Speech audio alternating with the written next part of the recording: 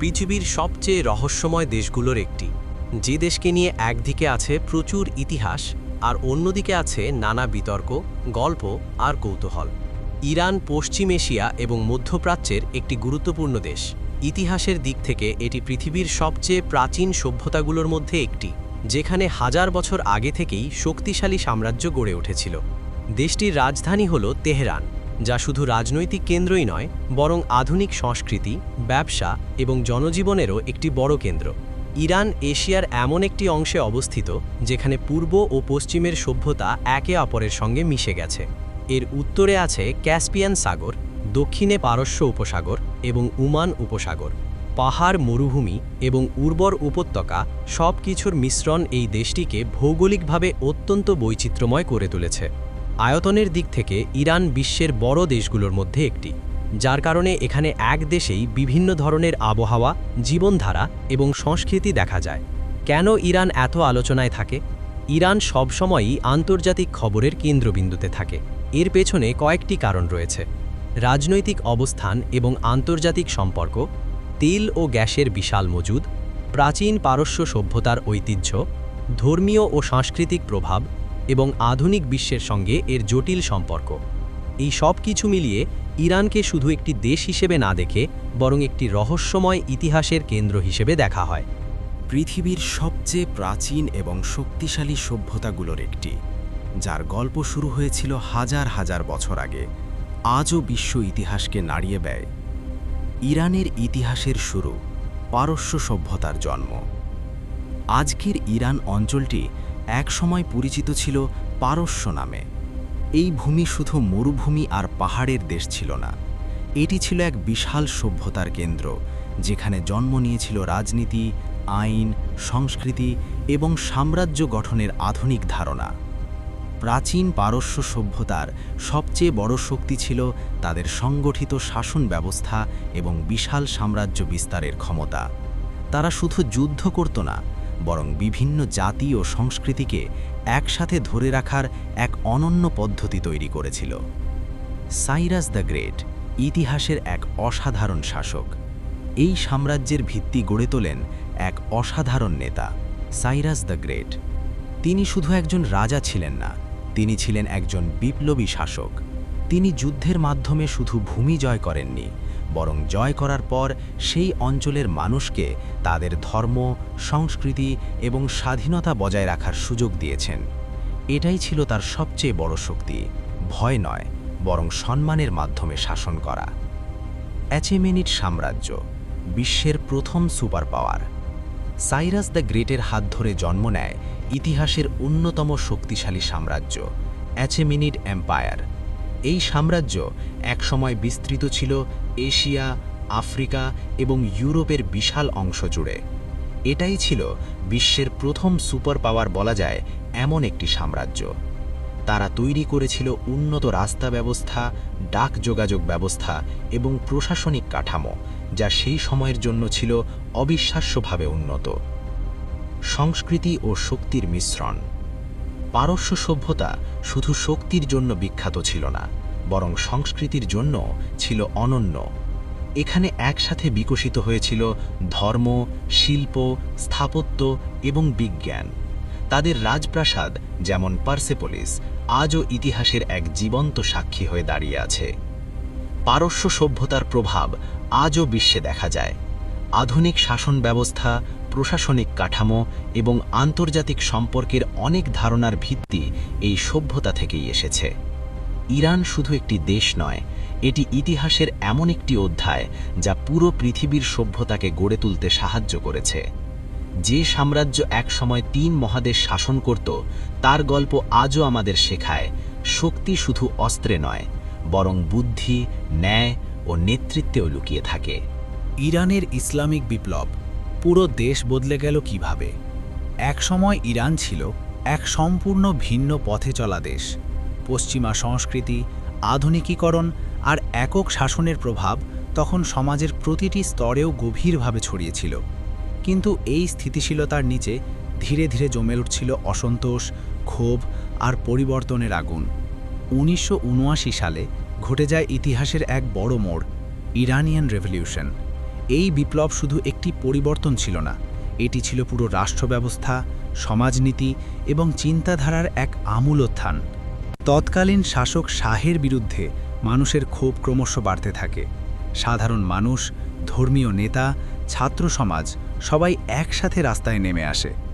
দীর্ঘ আন্দোলন, বিক্ষোভ এবং রাজনৈতিক অস্থিরতার পর শেষ পর্যন্ত শাহ শাসনের পতন ঘটে। এরপর ইরানে গঠিত হয় এক নতুন রাজনৈতিক ব্যবস্থা, যেখানে ধর্মীয় নেতৃত্ব এবং রাষ্ট্রীয় ক্ষমতা একসাথে যুক্ত হয়। পুরনো রাজতন্ত্রের কাঠামো বদলে ইসলামিক রিপাবলিক কাঠামো তৈরি হয়। এই পরিবর্তন শুধু সরকার বদলায়নি, বরং মানুষের জীবনধারা, আইন, শিক্ষা এবং সংস্কৃতিতেও গভীর প্রভাব ফেলে। আজও এই বিপ্লব ইরানের ইতিহাসে সবচেয়ে গুরুত্বপূর্ণ টার্নিং পয়েন্ট হিসেবে বিবেচিত হয়। আজকের ইরান এক জটিল কিন্তু সুসংগঠিত রাজনৈতিক কাঠামোর দাঁড়িয়ে আছে। এখানে ক্ষমতা দুজনের, একজন সর্বোচ্চ ধর্মীয় নেতা এবং অন্যজন নির্বাচিত প্রেসিডেন্ট। সর্বোচ্চ নেতা দেশের দায়িত্ব নেন, তিনি দেশের সেনাবাহিনী, বিচার ব্যবস্থা এবং গুরুত্বপূর্ণ সিদ্ধান্ত নিয়ন্ত্রণ করেন। তারপরেই থাকেন প্রেসিডেন্ট। জনগণের ভোটে নির্বাচিত প্রেসিডেন্ট দেশের প্রশাসনিক কাজ, অর্থনীতি এবং সরকারের কার্যক্রম পরিচালনা করেন। প্রেসিডেন্ট জনগণের ভোটে নির্বাচিত হন, কিন্তু তার ক্ষমতা সর্বোচ্চ নেতার নীতির কাঠামোর মধ্যেই সীমাবদ্ধ থাকে। ইরানের সরকার কাঠামো তাই একটি ভারসাম্যের ওপর দাঁড়িয়ে আছে। একদিকে ধর্মীয় নেতৃত্ব, অন্যদিকে নির্বাচিত রাজনৈতিক প্রশাসন। এই দুই স্তরের সমন্বয়ে দেশ পরিচালিত হয়। এই কাঠামো অনেকের কাছে জটিল মনে হলেও এটি ইরানের বর্তমান রাজনৈতিক বাস্তবতার মূল ভিত্তি। ইরানের বর্তমান রাজনৈতিক কাঠামো বোঝার জন্য প্রথমেই যে প্রশ্নটি সামনে আসে তা হলো, আসলে দেশটিকে চালায় কে? বাইরে থেকে দেখলে মনে হতে পারে ইরান একটি সাধারণ প্রেসিডেন্সিয়াল গণতন্ত্র, যেখানে জনগণের ভোটে নির্বাচিত প্রেসিডেন্টই সর্বোচ্চ ক্ষমতার অধিকারী। কিন্তু বাস্তবতা অনেক বেশি জটিল এবং একই সাথে অনেক বেশি ভিন্ন একটি রাজনৈতিক কাঠামোর উপর দাঁড়িয়ে আছে, যেখানে ধর্মীয় নেতৃত্ব এবং রাষ্ট্রীয় প্রশাসন একে অপরের সাথে গভীরভাবে যুক্ত। এই ব্যবস্থার সর্বোচ্চ অবস্থানে আছেন ইরানের সুপ্রিম লিডার বা সর্বোচ্চ নেতা, যিনি রাষ্ট্রের সবচেয়ে শক্তিশালী ব্যক্তি হিসেবে বিবেচিত হন। বর্তমানে এই পদে আছেন আয়াতুল্লাহ আলী খামেনাই। তিনি শুধু রাজনৈতিক নেতা নন, বরং ইরানের ধর্মীয় ও সামরিক ক্ষমতারও কেন্দ্রবিন্দু। দেশটির গুরুত্বপূর্ণ নীতি যেমন প্রতিরক্ষা, পররাষ্ট্রনীতি এবং বিচার ব্যবস্থার বড় অংশই তার সরাসরি বা পরোক্ষ নিয়ন্ত্রণে পরিচালিত হয়। এমনকি সেনাবাহিনীর পাশাপাশি থাকা শক্তিশালী রেভলিউশনারি গার্ডও তার অধীনে কাজ করে। ফলে বাস্তব ক্ষমতার দিক থেকে তাকেই ইরানের সর্বোচ্চ সিদ্ধান্ত গ্রহণকারী বলা হয়। এর নিচে রয়েছে প্রেসিডেন্ট ব্যবস্থা, যা জনগণের ভোটে নির্বাচিত হয়। প্রেসিডেন্ট সরকারের দৈনন্দিন প্রশাসনিক কাজ পরিচালনা করেন, অর্থনীতি, বাজেট, মন্ত্রিসভা এবং বিভিন্ন অভ্যন্তরীণ নীতির বাস্তবায়ন তার দায়িত্বের মধ্যে পড়ে। তবে প্রেসিডেন্টের ক্ষমতা সম্পূর্ণ স্বাধীন নয়, কারণ তার প্রতিটি বড় সিদ্ধান্তই সর্বোচ্চ নেতার অনুমোদনের ওপর নির্ভরশীল। ফলে প্রেসিডেন্ট ইরানে গুরুত্বপূর্ণ হলেও তিনি চূড়ান্ত ক্ষমতার কেন্দ্র নন। এই পুরো কাঠামোর মধ্যে ইরান রাষ্ট্রটি একটি অনন্য রাজনৈতিক ভারসাম্যের ওপর দাঁড়িয়ে আছে, যেখানে ধর্মীয় নেতৃত্ব এবং নির্বাচিত সরকার একসাথে কাজ করে, কিন্তু ক্ষমতার স্তর সমান নয়।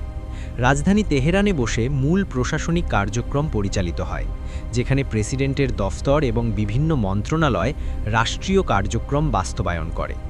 ইরানের রাজনৈতিক ব্যবস্থায় আরও একটি গুরুত্বপূর্ণ বিষয় হল ক্ষমতার ভারসাম্য। এখানে শুধু প্রেসিডেন্ট বা সরকার নয়, বরং একাধিক সংস্থা এবং কাউন্সিলও সিদ্ধান্ত গ্রহণ প্রক্রিয়ায় ভূমিকা রাখে। বিশেষ করে গার্ডিয়ান কাউন্সিল নির্বাচিত প্রার্থীদের যাচাই বাছাই করে এবং তারা আদর্শিকভাবে সিস্টেমের সাথে সামঞ্জস্যপূর্ণ কিনা তা নির্ধারণ করে।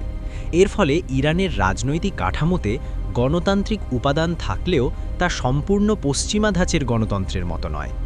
সব মিলিয়ে ইরানের শাসন ব্যবস্থা একটি জটিল কিন্তু সুসংগঠিত কাঠামো, যেখানে একদিকে আছে নির্বাচিত সরকার, অন্যদিকে আছে ধর্মীয় সর্বোচ্চ নেতৃত্ব। এই দুই শক্তির সমন্বয়েই দেশটি পরিচালিত হয়, তবে শেষ সিদ্ধান্তের ক্ষমতা সর্বোচ্চ নেতার হাতেই কেন্দ্রীভূত থাকে। এক দেশ, বহু সংস্কৃতি।